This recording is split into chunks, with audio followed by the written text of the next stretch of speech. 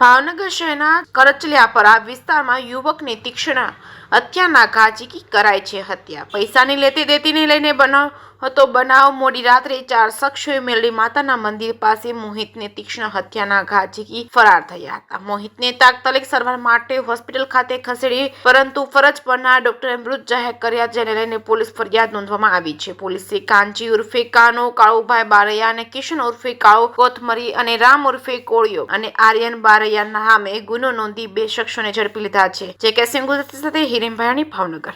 Gangajaliya police સ્ટેશનના કરચલિયાપરાનો આ બનાવ છે, જેમાં મેરલી માતાના મંદિરની આગળનો જે આ બનાવ ની માથાકૂટની જે હકીકત એ રીતની છે કે આ કામના જે ભોગ બનનાર જે છે મોહિત ઉર્ફે એમડી, તેને આ કામનો કાનો જે છે તેની સાથે મિત્રતા હોય, અવારનવાર બંને વચ્ચે પૈસાની જરૂરિયાત હોય, એકબીજાને આપતા હતા અને આ કામના જે ભોગ બનનારે